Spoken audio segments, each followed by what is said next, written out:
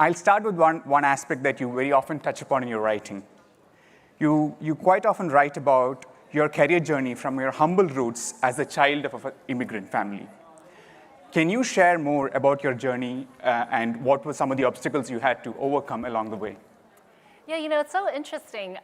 My mom actually passed away 10 days ago, and I was writing her obituary and for this talk for her eulogy, and she had just lived such an incredible life. She grew up in a place, she was born in Vietnam, she went to Hong Kong as a student, she came to America with a couple suitcases and a few $100s, and she made a life here.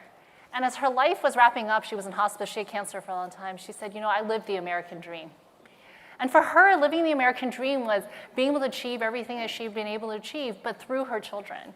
And so as I sit here today, I reflect on that because it's so raw and it's so recent, is that she would never have imagined that her children would be where they are today. And I could never have imagined it. I grew up in a small town in South Carolina, which no one's ever heard of. Actually, if I say the name, you probably have never heard of it. In fact, I had to look it up on Wikipedia to see if it was even there, and it is. It's Hanahan. And I just remember being so different. It was a state where, it was not a state where a lot of immigrants went. I was part of the 1% of the state that was Asian American, and I was one of the few families, actually one family in our town. And it was really hard being different every single day of your life. And in fact, I learned the lesson the hard way, which if no one noticed me, if I spoke less, if I was less objectionable, if I was less open, that maybe people won't make comments. Like people used to come to my parents in the street and say, why don't you go back to where you came from? And I remember just answering them as loud as I could. New York, because that's where I was born. And they would say, no, where you really came from. I'm like, well, where's that? I was actually born in New York. I was more argumentative than you can imagine. And so, but it was a little game for me, right? Because I was so annoyed that, I didn't belong. And I kind of learned the hard way that maybe if nobody noticed that, that they wouldn't comment anymore. And it became smaller and smaller and quieter. And it just protected me. And as you saw from the professor, she talked about, those who say no are rewarded with safety. I lived that. As I saw that, I was thinking I was the one who said no most of my life if I just didn't break out of the comfort zone. And so you probably imagine what is it like, to write a book about this many, many years later. And I could never have gotten here without so much pushing and so much support. And part of that was people who said, I believe in you, even when other people didn't. And I had to learn how to actually blossom and connect.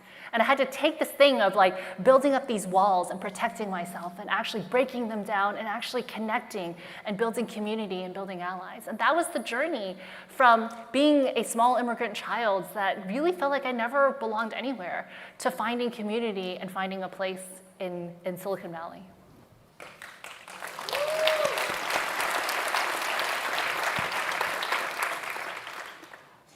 We did not know that you had such a heavy loss in your life recently, and you still made time for this. So first of all, our condolences from this community, and thank you for making time today. Yeah. Thank you. I want to move on to a different aspect of your life. There is an interesting story about your job interview at Facebook. The interview, do you want to guess who it was with? It was with none other than Sheryl Sandberg herself. The story goes that instead of a typical interview response, you went ahead and pitched Sheryl about a new product line for Facebook. So it was an interview turned upside down. Could you share more about your unorthodox approach and how that led to a potentially lifelong relationship with Sheryl, where in her book, Sheryl Sandberg herself has written the foreword for her book? It's funny because I didn't know what Sheryl's side of the story was until she wrote the foreword of my book. And she thought maybe she didn't want this job because she was pitching me on something totally different. I had no idea. All the years we worked together, that's how she felt. But I came into the interviews to work on something, basically another monetization method outside of ads, consumer monetization. And I said, you know what? Instead of that, let's build Marketplace. What is now Facebook Marketplace? Which, by the way, if there was an article in the New York Times this week about Facebook Marketplace and how the reason young people use Facebook is to use Marketplace, which is really delightful in some ways to see a product come so far from this idea in 2009. In fact, I pitched her on the idea. She said, well, okay, but let's talk about the interview. And we did, and we had a good interview. And I ended up getting the job, and I joined the company. And every single year from then on, I was pitched the idea of building a marketplace, connecting local communities through commerce.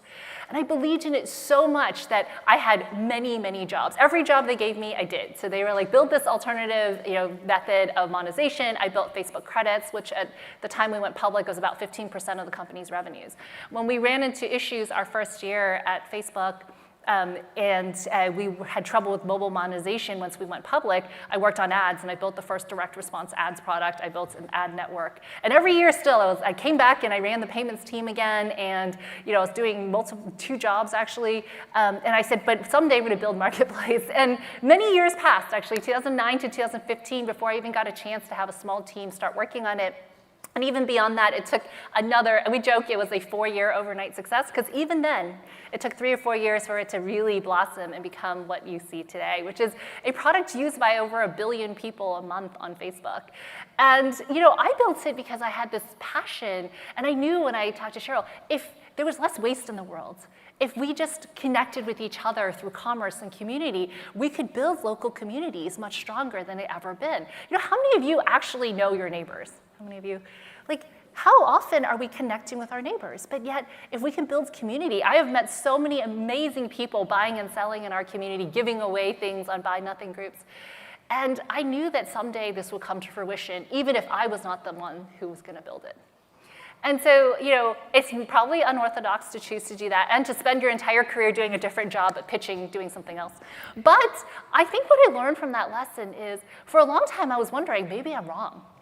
I see something that other people don't see, and it was because by the time I joined Facebook, I would actually interview when I was nursing my newborn, and I had a toddler at home, and I was one of the older people at the company. At the time, everyone was like 25. I was in my 30s, and I could see something other people couldn't see. I could see that, I was buying and selling for all these different moms in my community. I was trading, kids' goods, the kids' swings, strollers, scooters, everything. And I had to trust that my instinct was right. And this is why when we talk about diversity, we often say, well, why does diversity really matter? But it's because you're bringing people who see totally different aspects of the world together, and they talk about and create magic together. And so I could see a world where commerce was going to be an incredible part of the company, and yet no one else could see it for years. People were like, well, why would anyone want to buy anything on Facebook? And I thought, I buy a ton of stuff on the site. And so I do think that that's one thing which continues to be really important to me, is that how do you trust your instinct, that you see something that maybe other people don't see, but you can amplify that and make it more powerful? Wow, that's amazing. There are 2 nuggets I took away from that. One is the nugget about diversity, and the other is about, in product management, about user empathy, right? Like, you had a certain viewpoint which probably nobody else in the company had, and you stuck to your guns about that. And how many years did it take from that interview to the product becoming almost 5.5 years. Wow. So it's a long time. But I had many amazing jobs, and so I had an amazing invention there. Amazing. True story of grit and keeping it. Another interesting story about Deborah is that she is also very often a guest with Jeffrey Pfeffer. And Jeffrey Pfeffer has absolute star status in this community. I assume that everybody in this room has taken his course, and probably almost everybody has a selfie with him. Am I right? So could you touch a little bit about over the years, how have you interacted with Pfeffer? How have you come to his classes and things like that? Well, it's really funny how I got to know him. So I was actually struggling at the company. This was before I started working on Marketplace. I was struggling, and I was talking to my skip-level manager, and he's like, you really need help. And that's never a good sign when your skip-level manager pulls you aside. He's the VP who reported to Cheryl, and he's like, you have a problem and you need help. And I was like, what are you talking about? I didn't think I needed help. And he said, you really have trouble connecting with people. Let me get you a coach. So often in companies, you get a coach because you're like a high flyer. I tell people I got a coach because I was a problem child. And so I started working with this coach, Katya, and I've actually worked with her for many, many years since then, and I attribute a lot of my success to her. But in 2011, I started coaching with her, so it's been over 13 years since we started working together. And she, a couple things happened the first time I met her. The first thing I met her, she said, by the way, you'll be a CEO someday. And I'm like, I'm not even a director at this company, and I'm a problem child. Like, why are you saying this to me? And second is, you need to read this book. and she hands me Professor Pfeffer's book, which is Power.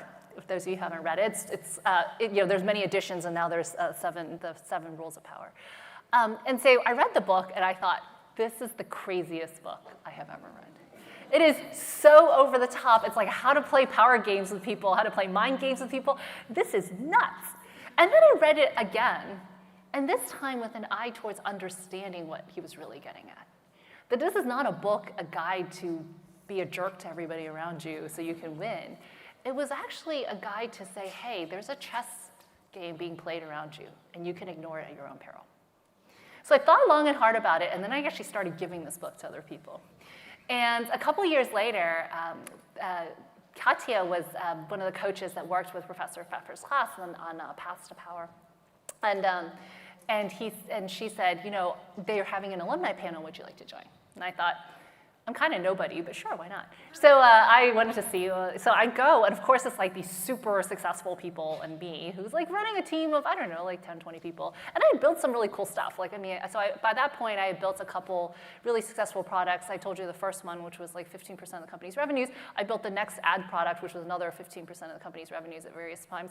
And so it was like, successful, but I was, I had a small team. I was not that, I didn't run a big product group. And so I came to speak at the class, and it was just so incredible to see Professor Pfeffer talk about power in such a different way. And I've been at that class. I actually schedule around coming to the class every year. It's usually around Valentine's Day, so I have to really think hard about where I'm going to be. And I've come every single year in person to speak in that class, except during the 1 year in COVID. And what was incredible is that it's not about power as a mean.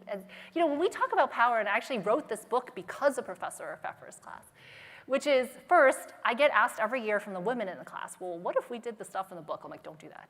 Because you get a lot fewer, there's a lot less room to maneuver. People judge you more harshly if you break the rules, if you're somebody who's not in the majority. That's just how it works. It's not a fair system, but that's just how it is. And so I said, but I actually think everyone has way more power than you think you do. And so because of him, I actually wrote this book. And he, by the way, wrote a great blurb for me and shared it, and I was on his podcast. But bigger than that was that we do have more power than we think we do, and so often we give it away. And so, what I wrote this book about was all of those things that I learned over the years in his class, and also in all of my time in Silicon Valley. And I wrote about it to say, these are the times when I felt powerless. And I opened the book with the story of how I used to keynote this payments conference called Money 2020. It's the biggest payments conference. And I used to keynote on the second day. And so, on the first day, we used to walk the floor.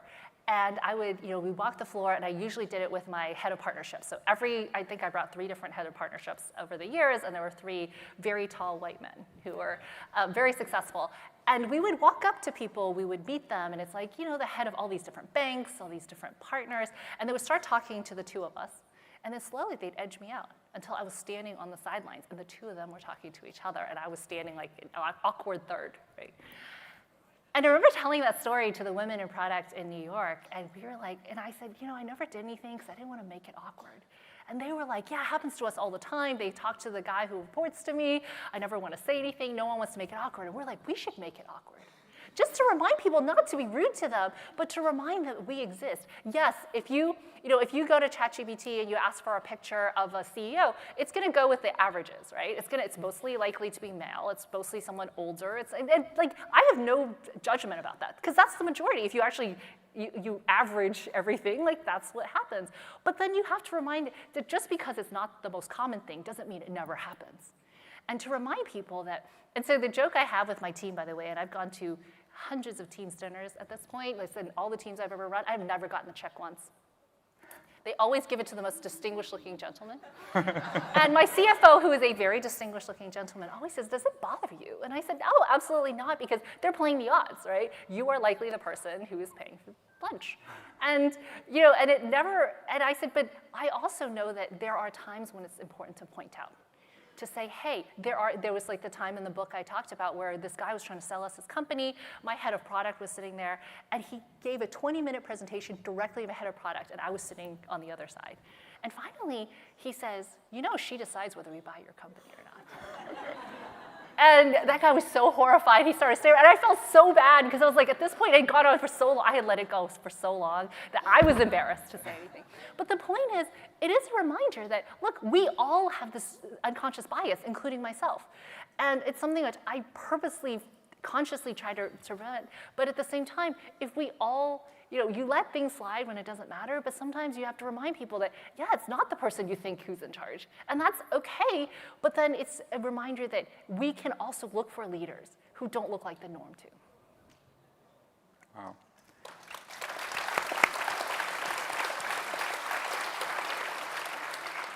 I love how you find humor even in these hard to manage situations.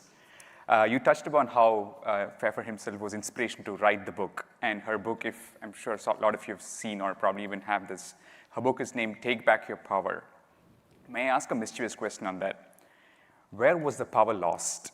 Was it appropriated? Was it a natural, organic loss? And what have you done to sort of recover power? And you shared a few funny stories as well. So. Well, I just think that, there's so many ways that power is lost because, so one thing in chapter 2, I talk about not giving yourself a free pass. I got this from a friend of mine. She's a coach. She's a leadership coach in Silicon Valley. She does a bunch of companies, teaches a bunch of companies. She taught at PwC for many years, I think.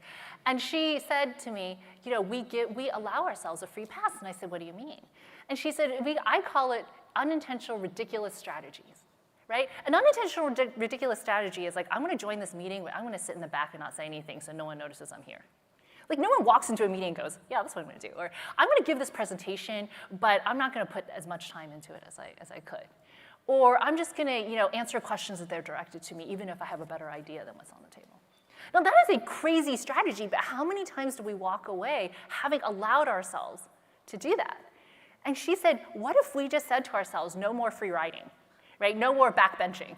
Guys in school, like a lot, you backbench when you're just like, I'm a little tired, I don't want, So, what if we just said we don't want to backbench life? And instead, if we're going to show up, we're going to show up, or else we're going to spend that time doing something else. Rather than multitask or do something else, like, why don't I show up every single time I show up?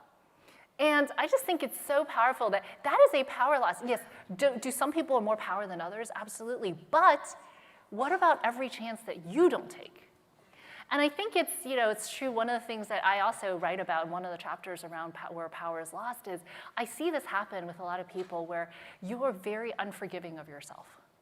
So I wrote a chapter on forgiveness in a book about power, and people are like, this is weird. But really, I see how people are unforgiving to themselves and others as well. And so, those are areas where I feel like you're giving away your power by basically allowing regret to take over. There was one woman who's a friend of mine where she just had a crappy job at this company where things really blew up. And the next job she took was totally safe. She got the reward of safety. But she completely derailed her career. And every year I'm like, are you sure you want to do this? This isn't a good fit for you. You're a go-getter. You're a fighter. And she just said, well, I'm comfortable. And then the minute she left to go to a high-flying company where they pushed her, she was like, I can't believe what I'd missed. She had given herself a free pass, but not for a day or two, but for years. And I saw how that really hurt her career. And then recently she came to me. She said, you know what? I'm back on track. I'm going to shoot for VP. And I was so proud of her because for so long she was unforgiving of herself for having taken this detour where they just treated her really badly. But I'm like, process that, but move on. The longer you stay in a place where you don't belong, the longer it is that you don't know what you are called to.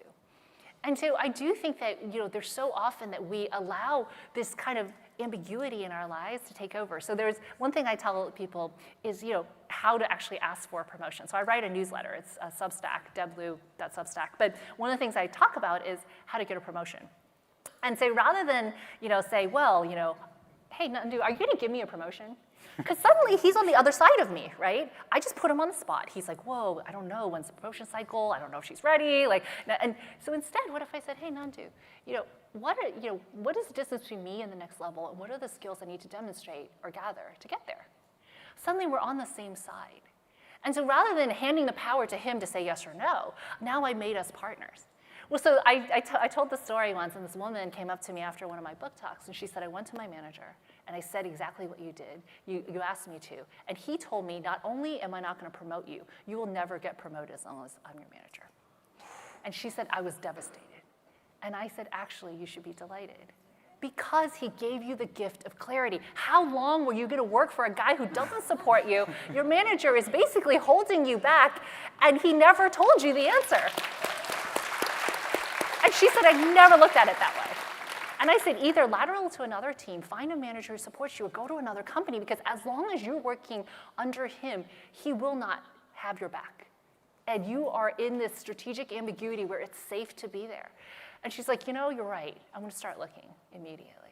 And I think so often it is that kind of thing where we're giving our power to somebody who's deciding for us, but we don't actually want to know the answer because we're afraid to hear no. But sometimes no is the best answer we can ever get. And I share in the book the answer no that I heard when I was at Facebook. I worked on a lot of different things. And there was one job that I wanted at that company I never got. And so the first time it was open, I went to Mark and I said, I want this job. And he said, I don't think you're right for it. So I said, okay, and I kept doing what I was doing, and I worked on my, what I was working on, and then the job came up again, and he gave it to someone else again. And I said, I told you I really wanted a chance at that job. And he said, not only will I not give you that job, I don't think it's right for you. You will not have that job ever here. And I had to decide in that moment what I was going to do. And I decided, you know what? I could just, quiet quit. At this point. But instead, I said, you know what? I'm going to make the job I have the job I want. And I did better work after he said no both times than I had ever done before, because I got a second win, and I said, you know what? I'm going to do the things that I really, really want to do. I'm going to fight for the projects that I really want to get done. And so, you can let the no be the end, or you can let it be the start of something great.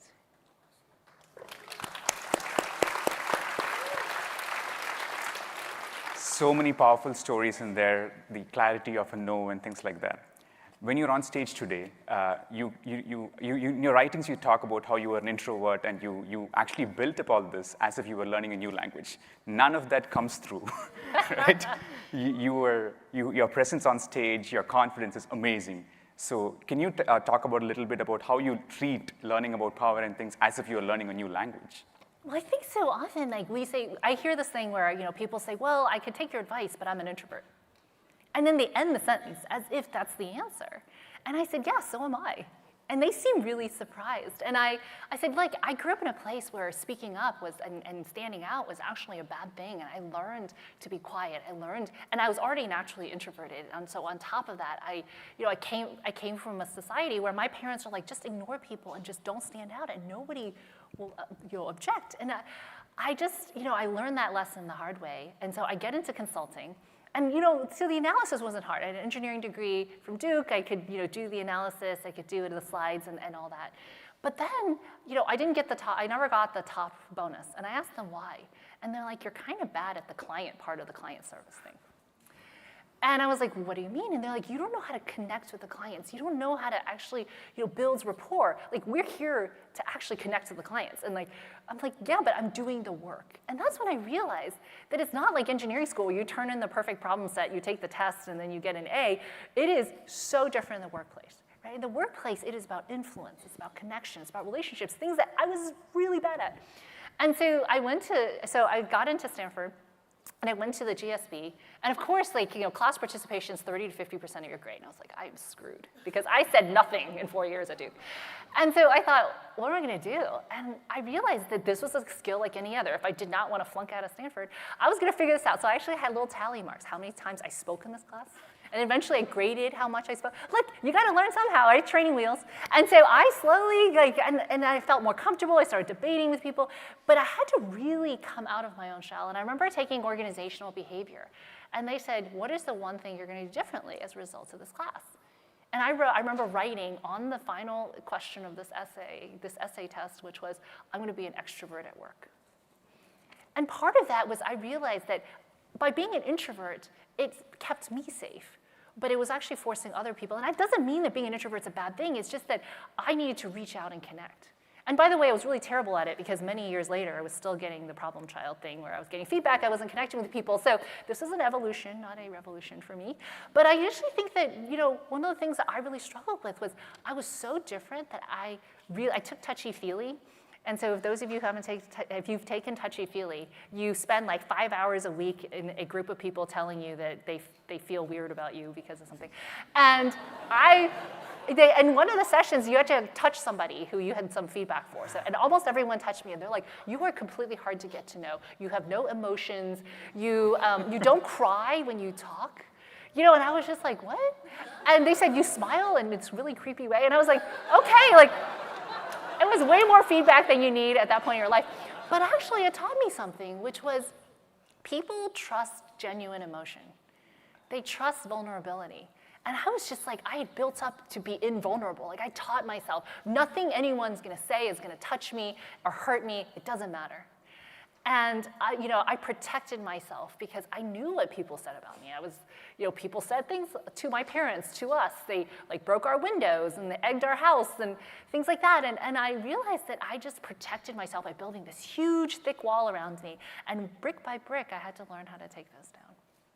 And so I think that, when I was both an introvert, I was also shy, and I was also somebody who had this thick wall of protection all at once. And I spent many years unpacking that. And I think, by the way, if you can't afford therapy, write a book, because you have to resort through all the things in your life, and you realize all the things you did wrong, but all the things that you learned along the way. And I think for me, that helped me a lot to realize that I was protected, I was safe, and I was wrong. And I had to find ways to connect with other people. And look, it's not easy, and I don't think it's incumbent on every person to become an extrovert. I do think, though, that finding ways to connect is the most important. People want to know who you are. They want to know what makes you tick. They don't want, it's not the small talk that matters. It's actually really connecting on a human level. And just because you have nothing in common doesn't mean you can't find commonalities. It just might on the surface be that, but look for ways to connect. And I remember one of my managers, he's now the CTO of Meta, but one of my managers said to me, you look for the differences in people. And I think it would behoove you to actually find more commonalities. And I realized that I spent my whole life being the person who was the other and different, and I staked my reputation on, I see things other people don't see, I'm gonna build this product that no one else believes in. And he's like, but if you bring people along, they might not understand, but if they like you, they're more likely to actually come along. And he was right. And it took me a long time to learn that lesson as well. Right.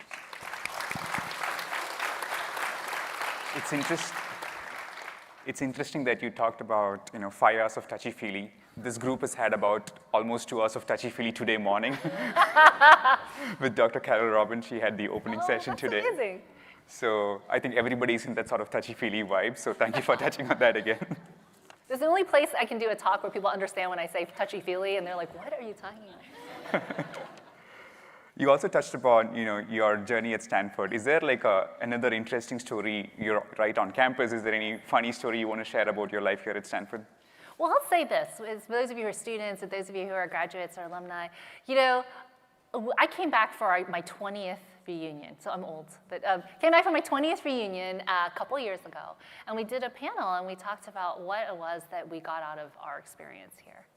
And it was not, corporate finance. Sure, like I have a finance team, we just did a dividend recap, like corporate finance, sure. Like, accounting, like I have an I have a chief accounting officer and things like that. But it was really the soft skills that mattered a lot. It was really the connection. And 20 years in, I share this in the last chapter of my book. One of the first things we did when I first got to the GSB is we had to write our own obituaries. And so we were like in our 20s, we were just starting life in California from all over the world, and we were like, what are you talking about? Write your own obituary? And I kind of just slapped something together. And I just remember all of us submitting it to our professor, and our professor making commentary around what we wrote. And what was interesting was when we came back to our 15th reunion, 2 people had passed away already. And in the 20th reunion, it wasn't about what we had achieved or who made it the furthest, who had the most money, or where your kids went to college. It was about the connections and your family. It was about so many other things that, your first reunion, it's like it's all striving, right? You come back, you're like, it's like, what job did you land? How successful are you? The next one is like, you share pictures of your kids. And by the time you hit your 20th, you realize that there's so much more to life than some list of achievement or some, resume on LinkedIn. And that's what I want to share with all of you, which is as we all reflected, we didn't talk much about our jobs in the 20th reunion at all.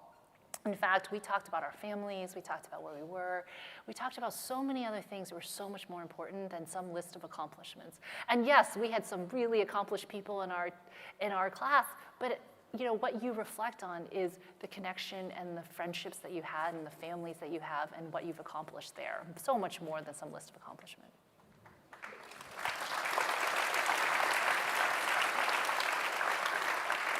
It is very powerful, the story about writing your own obituary, and I think that is something that may be something for us to reflect on as well later. Maybe next year. Yes. I have another question for you. So you are the co-founder of Women in Product, and your book is titled, literally Women. So have you encountered criticism for being gender exclusive? It's interesting. I wrote the first chapter of my book actually about that, which is knowing your playing fields. And I write about, I was I never did a bunch of things oriented towards like my gender or my race. I just wanted to be like everybody else. And then it slaps you in the face the first time it happens to you when you encounter something. And by the way, the stats I talk about is for every 100 men that get promoted into management, 86 women are. Right? But no one goes to the 14 women and say, well, actually, if you're a guy, you would have gotten promoted, right? And so it's these subtle things that actually trip us up in our society. And I don't think it's intentional. Like very rarely I go, I'm not going to promote her because she's a woman. Like, no, it's 1,000 little things that make up what it is that the playing field is today. And I started writing about that, and not mostly because I started studying it to try to understand why this happened. I have 3 kids, and during the 6 years I was having kids, I had really difficult pregnancies. I just, my career completely stalled out, right? I lateraled multiple jobs. I didn't get promoted in those 6 years. I took a demotion to go to Facebook. And it was really, really hard. And no one talks about it. No one outright says it because it looks like you're complaining. I can say this now because I'm on the other side and I've overcome that. But very few people ever say, hey, this was hard. Like pregnancy was hard, breastfeeding was hard, actually having young children and trying to figure out how to juggle who was gonna stay home when they're sick was hard. But I'm very open about it because there are a bunch of double standards. And, and so I did a lot of study on it, and that's why I wrote the book. But by the way, a lot of the things I talk about, like the free pass or forgiveness or the obituary, those things are not exclusive to women. And so I write it from that perspective, but and part of it was that it was a response to Professor Pfeffer's book on power, which I would say, most women could not get away with most of those things. But I actually think the bigger thing, though, is to say, hey, look, we understand that the playing field is different for lots of people, for whatever identity, and that's just the world we live in. And you know what? We should just acknowledge it and then say, what are we going to do in the meantime before we can make it fair? A lot of the criticism actually Lean In got was, why do we put the burden on women? We should fix the system. And I said, and what are we going to do in the 20 years it takes to fix the system, or the 40 years? Sure, when my daughters are out in the workplace, I hope they do not have to encounter these things, but what are they going to do in the meantime? And so I do think that sometimes we just have to acknowledge that things are a little bit different for different people from different experiences, and that we should actually make the workplace a more welcoming place for everybody, understanding that our unconscious bias do make a difference. I write also about the secret bias no one talks about, which is the introversion one, by the way, which, for example, there are very few people who are leaders who are introverted and also are not expected to be charismatic, outspoken. You look at our leaders. And so what if we had more people who were like that? So by the time I reached leadership, I realized we were really bad at hearing from people who were quiet. And one of the best product managers I ever worked with, we would go to these meetings, I'd prep her to do the presentation, she'd do the presentation, she'd never answer any of the questions. And people would ask questions, and I'd end up answering because she would just sit there. And finally I said to her, what's going on? She's like, I'm a processor. By the time I figured out what I want to say, the conversation has moved on. And so I vowed that when I was going to run a team, this was never going to happen. And so we'd send pre-reads for everything. I actually asked people to vote on things beforehand and write out what they're going to say so that you don't lose 50% of the insight. And so I think if we understood what the challenges were, and there are challenges for women, there are challenges for introverts, there are challenges for people from different, for example, communities, I think we should just acknowledge those things and say, how do we change the whole system so that we can make it fair for everybody? Thank you.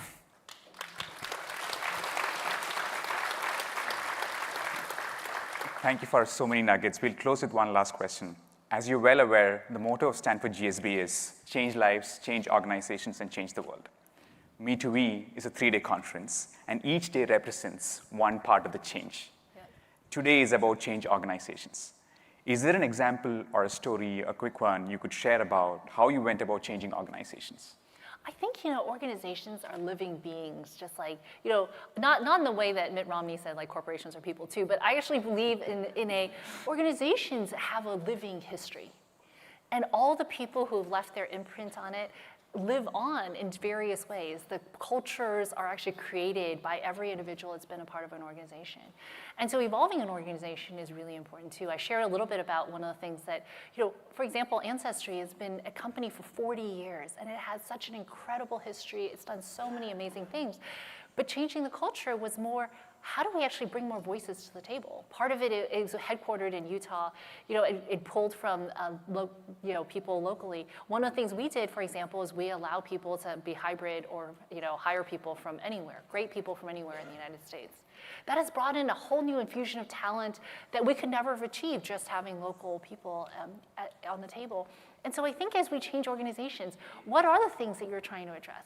One of the biggest challenges we had was our organization was very much reflective of our customers, but we wanted to bring more voices of people who didn't want to do genealogy and family history the same way. And so we brought in people from all over the country to say, hey, how can we build this thing differently? And what's funny about this conference is we actually have something we call Me2We, which is how do you actually build your family history, discover your family history, doing it with your family. Oh. So rather than doing it alone, we call it a solo activity. How do we make it a family-oriented activity? How do we make it more social? How do we make it community-based? And a lot of the work we've done over the last 3 years is to do that. But it's really taking a thing that's precious and works so well and then extending it to the next concentric circle of those who can enjoy that product and beyond. Facebook didn't, started purely as a, college connection network, but it is so much more today. If you look at PayPal, it was about beaming money on a Palm Pilot, and say those words out loud, but I know the guy who actually built it, and, he's like, yeah, we created a demo, and we went and demoed beaming money on a Palm Pilot, and think about where it is today as well.